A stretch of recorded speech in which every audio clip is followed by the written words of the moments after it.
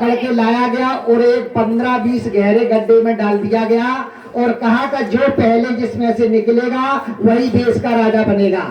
तो जैसा ही पहला विद्वान निकलने की कोशिश करता है तो दूसरा विद्वान उसकी टांग खींचने का काम करता है, बोले तुम नहीं बनोगे राजा, पहले हम बनेंगे। जैसे ही दूसरा चढ़ता है तो तीसरा उसकी टांग खींचता है। ऐसे 3, 4, 5 सभी लोग एक दूसरे की टांग खींच देते हैं, एक दूसरे को राजा नहीं बनने देते हैं। राजा ने कहा ये लोग कभी राजा नहीं बन पाएंगे, इनका समय खत्म हो गया। अब इस देश के मूर्खों को इकट्ठा किया जाए। अब 10 मूर्खों को इकट्ठा किया गया, मूर्खों को भी उसी गड्ढे में पटक दिया गया और कहा कि जो पहले निकलेगा वही देश का राजा बनेगा। तो मूर्खों ने प्लान बना लिया कि एक को तो पहले निकाल दो, ये निकल जाएगा तो 9 को तो हमें निकाल ही लेगा जो राजा बन जाएगा ना, इसलिए उनको निकाल दोगे एक राजा बन जाएगा।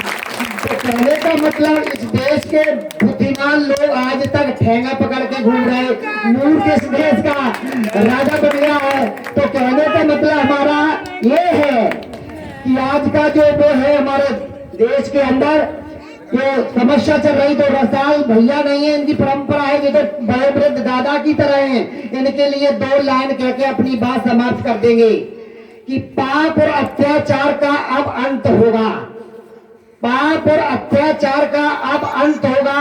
इस विधानसभा से मुकाबला रसाल सिंह संत का होगा, रसाल सिंह संत का होगा।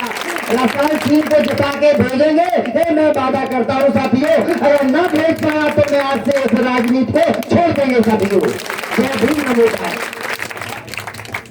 बहुत बहुत धन्यवाद कवि नरेश बाबू भौज जी। अगर सीपी कनेरिया हो, मेरी आवाज सुन रहे हो तो साथियों बस एक दिन और बोलेंगे, चल रहे हैं।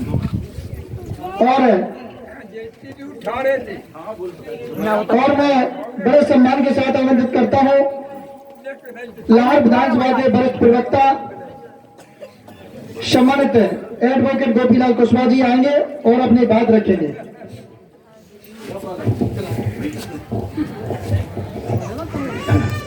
आधुनिक भारत में शिक्षा की ज्योति जलाने वाले राष्ट्रपिता महात्मा ज्योतिराव फुले, भारतवर्ष की प्रथम शिक्षिका राष्ट्रमाता सावित्रीबाई फुले, संत कबीर साहब, संत रविदास एवं भारत का संविधान लिखने वाले बोधिसत्व बाबा साहब भीमराव अंबेडकर, इस भारत की जनता को सोते हुई जगाने वाले आदरणीय एवं बहुजन नायक एवं बहुजन संस्थापक एवं बहुजन समाज पार्टी के राष्ट्रीय अध्यक्ष महामानव कांशीराम जी एवं भारतवर्ष में वर्तमान में शोषित, दलित एवं पिछड़े सभी समाजों का संरक्षण करने वाली एवं इस भारत की राजनीतिक दिशा का परिवर्तन करने वाली बहन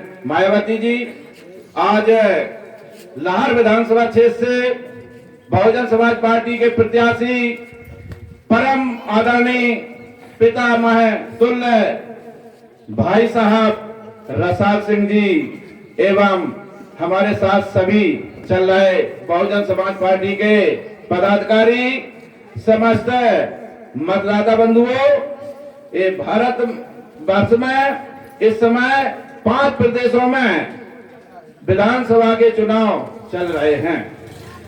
उनमें से मध्य प्रदेश की विधानसभा क्षेत्र लाहौर से बहन मायावती जी ने ऐसे प्रत्याशी को उतारा है कि जिनके उम्र का आज 5 राज्यों में कोई भी प्रत्याशी नहीं है। ऐसे पिता मैं को हम आप लोगों को दिया है और ऐसे महा ने जो योद्धा है इनकी उम्र 85 साल हो गई है। तो हम आप सभी लोगों से अनुरोध करते हैं कि आज ही से आप अपने रिश्तेदारों, अपने परिवार और अपने जो भी बिहारी हैं उनसे बहुजन समाज पार्टी के जो हाथी निशान है, जो ईवीएम मशीन में हाथी निशान छप के आएगा, और उसी के बगल में रसाल सिंह जी का नाम भी लिखा मिलेगा और फोटो लगी भी मिलेगी आपको इतनी छोटी। तो हम माताएं बहनें समस्त महानुभाव मतदाता बंधुओं से कहना चाहता हूं कि वोट डालने जब आप जाएं तो आप उस समय होश रखना, क्योंकि उस समय ब्लड प्रेशर बढ़ता है। प्रत्येक व्यक्ति का वोट डालते समय प्रेशर बढ़ता है। तो वहां पर सिर्फ इतना देखें कि रसाल जो बंधु हमारे पढ़े लिखे हैं वो रसाल सिंह पढ़े, बटन के बगल में लिखा होगा, वहां हाथी छपा होगा और रसाल जी की फोटो लगी होगी।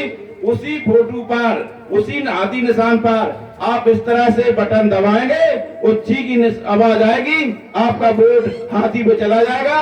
बस यही बात कह के जय भीम, जय भारत, नमस्कार।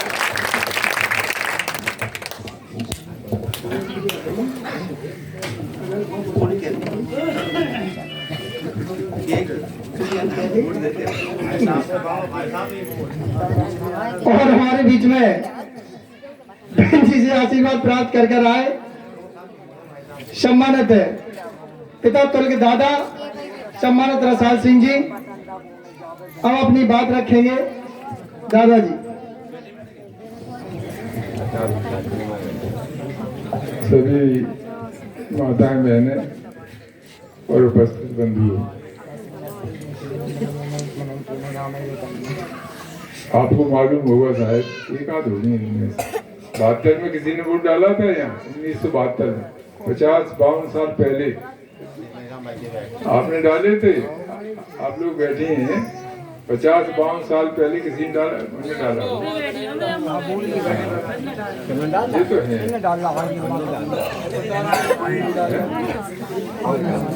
हाँ उन्होंने डाला। तो उस समय जब मैं चुनाव लड़ता था 50 साल पहले, तो इस मुल्की के पूरे वोट मुझे मिलते थे, पूरा गांव, किसी दूसरे वोट मिलते ही नहीं था। और उस समय जब आप लोग साथ थे वोट देते थे तो जो भी लड़ता था अपने खिलाफ सबकी जमानतें जब्त हो जाती। उसके बाद दो चुनाव लड़ने के बाद फिर मैं घर बैठा रहा, पार्टी ने टिकट नहीं दिया, फिर बाद में जोर जबरदस्ती दो चुनाव लड़ा। तो उस समय बहुजन समाज पार्टी बन गई थी। तो फिर जब मुर्गी आया तो बीजेपी से लड़ रहा था, तो आप लोगों ने वोट नहीं दिया।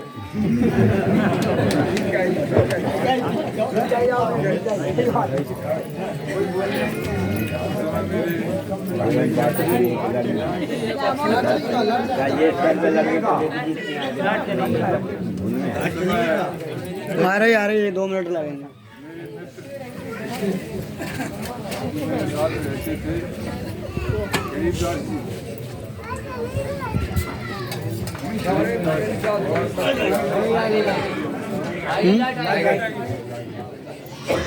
और वो मेरे बहुत नजदीक रहते थे।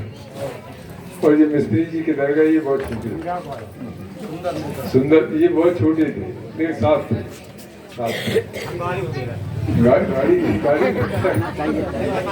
तो ये मेरे साथ थे। बाकी आप सारे लोग, पूरा गांव वोट देता था। अब बाद में परिस्थिति बदली, बीएसपी बन गई,